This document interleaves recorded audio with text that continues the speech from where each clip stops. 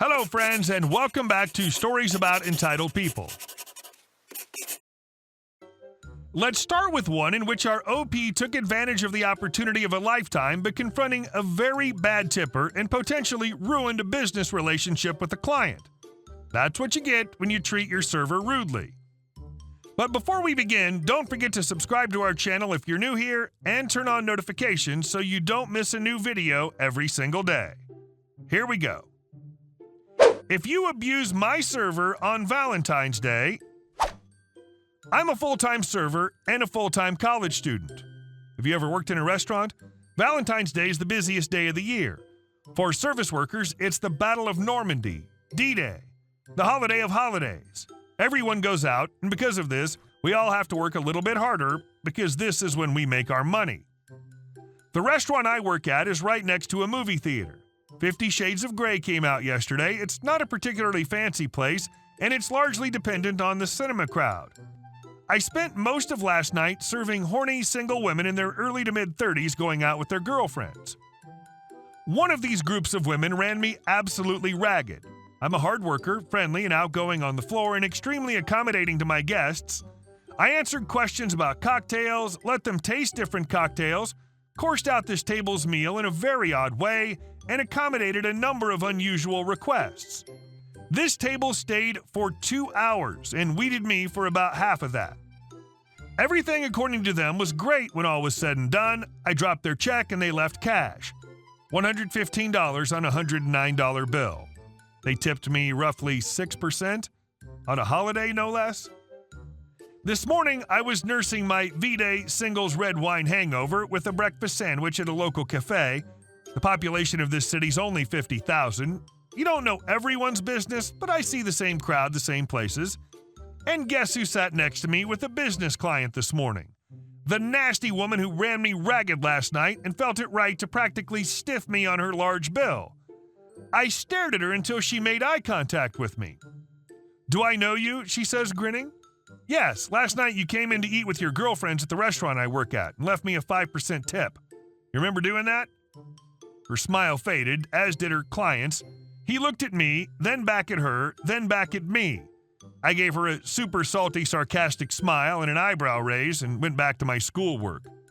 Her potential client was not pleased. But that's what you get for being such a crappy tipper. Oh man, I love it. I really hope she doesn't complain to your boss at the restaurant. Some bosses and owners bend over backwards to pacify bees like this. And our second story. No parking without a permit? Got it. I live in a suburban street that's narrow and has limited parking, so parking is restricted to residents. Each household gets one parking permit that you need to display on your car if you want to park on the street. My boyfriend doesn't live with me and doesn't have a parking permit, so he parks in a nearby parking lot. Not a big deal since it's just 1 or 2 minutes away by foot. A couple of weeks ago, my boyfriend is staying over for the weekend and we go grocery shopping. On our return, he decides to stop in front of my house so we wouldn't have to carry our bags from the parking lot. The car was parked there for 5 minutes max while unloading the groceries, and there were plenty of empty spots at that time of day. As my boyfriend's getting back in the car, my next-door neighbor walks up to him and tells him in a very accusatory tone that non-residents can't park there. We try to explain that we were only dropping off our groceries and we'll be moving the car now, but my neighbor's being very rude to us and accusing us of blocking traffic and stealing spots from the residents and other nonsense. He ends up threatening to call the cops if we dare park in the street again without a permit. This neighbor has a reputation for being a royal pain, and it's not the first time he's complained to me about such trivial things. So I don't have a car, therefore I have a parking permit that's been sitting unused ever since I moved in. I have a friend whose husband is a cop and found out that any car can use my parking permit. It doesn't have to be registered under my name. Basically, if you have a house on this street, you're allowed to park one car on the street. I did what any petty human would do and gave my permit to my boyfriend. He now parks in front of my house anytime he comes over, and my neighbor is livid about it, but can't do anything because the car has a permit. Be sure to tell your boyfriend to always wave at him and greet him. And our next story. EM calls the cops on me for trespassing on my own land, gets evicted. Cast, me, duh, EM, typical entitled cow, Frank, unlucky neighbor, the owner of EM's house and the father of EM's baby daddy, grandfather, an 83-year-old farmer who takes no crap. Cops 1, 2, and 3. Backstory. For most of my life, I was raised by my grandfather. Nothing was wrong with my family life or anything. We live in a suburban area surrounded by woods, and he owns about 10 acres into the woods with boundaries clearly marked by stone walls. In fact, my grandfather was usually more than happy to give permission to neighbors who politely asked him to use his land. One of our neighbors had asked my grandfather if he could dump the sticks and leaves in his yard over the stone wall. My grandfather agreed, as he rarely uses that part of the property anyway. This will be important later. Recently, I've started the project of cleaning up the underbrush around the wooded area. A large pine had fallen a few months before and almost hit one of the porches in the cul-de-sac. My grandfather cut up the tree and removed the pieces in the neighbor's yard, but it was too deep in the woods to pull them out with a tractor. This led me to going back to the pine tree and trying to clear a path back to the house from there. I was behind the stone wall, cutting and pulling up saplings, when I heard the glass door of the cul-de-sac house open and an angry lady storming out into the porch in a bathrobe. She was much younger than a typical Karen, I'd say mid-20s. EM, what are you doing here? You can't be here. Me, why not? Because you're trespassing, dumbbutt.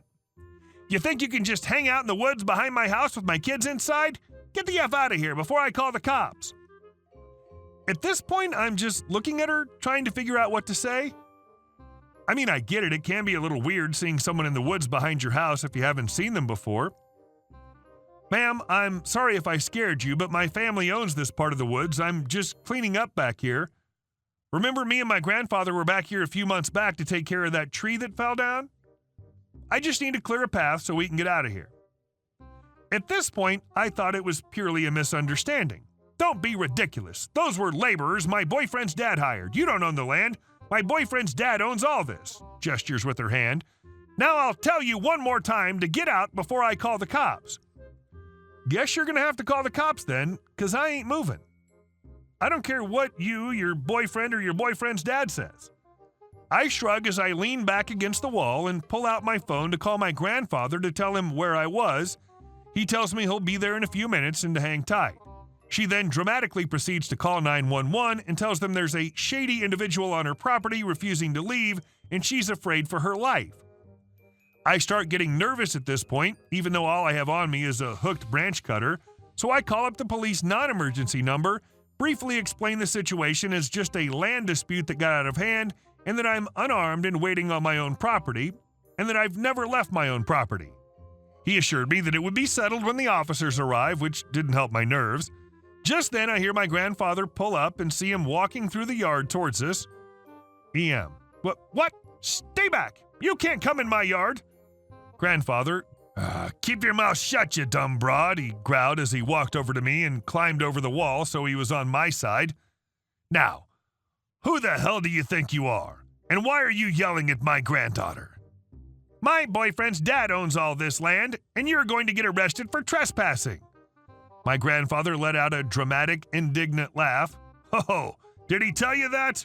Well, you're in for quite a shock. And your boyfriend's dad is in for quite the talk.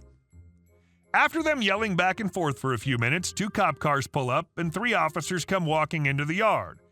As soon as they do, she starts screaming again about how we have no right to be in the woods behind her house where we can see her kids inside. Cop 1 looks to Grandpa. Sir, do you own the property behind this wall? Yes, sir, I do. He pulled out his wallet to show his address. Cop 1, eyeing the license. Sir, this address is for down the street. Correct, but if you look on Google Maps, it shows the property boundaries of that address reach out and through the woods and end at this wall.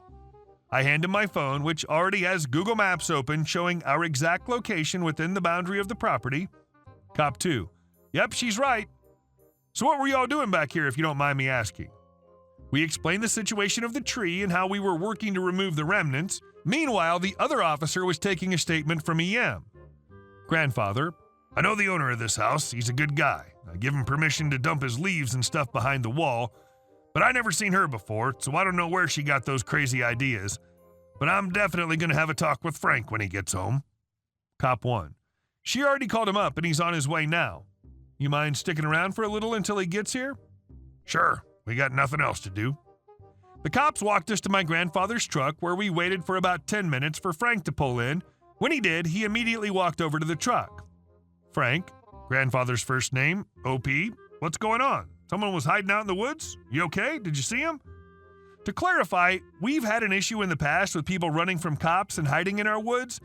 It took a second for us to realize he thought that maybe EM saw one and we came to chase him out. Me. Not exactly. Frank explains that EM is his granddaughter's mother and his son had made some mistakes and currently both were staying with him while they tried to find a place of their own. He thinks maybe his son told some lies to make him look better.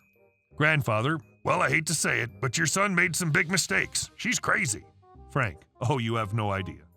The other cop still talking to EM, who won't stop screaming about not wanting us to be able to see into the living room, especially my grandfather, a creepy old man. My blood's boiling at this point. My grandpa's the type of person who would gladly throw his life away to save a child, any child, even a stranger's. Frank heard this too and ordered EM inside at once. He told the cops he needed to have a talk with both her and his son about their living situation, but they might want to remain nearby in case she tries to call again for whatever reason. Me and my grandfather are given the clear to go, but leave our contact information. Found out later that week that EM was getting evicted for a number of reasons, and this little incident was the last straw. He's also filing for custody of his granddaughter because EM refuses to get a job, yet still has money for alcohol, yet keeps asking Frank for money to take care of his granddaughter. I really feel bad for her in this situation, but I have no sympathy for EM whatsoever. Entitlement at its best. I hope things are still all right between your grandpa and the untitled neighbor. They just seem like nice people caught up in this. Hey guys, thank you for watching the video. I'll see you in the next one.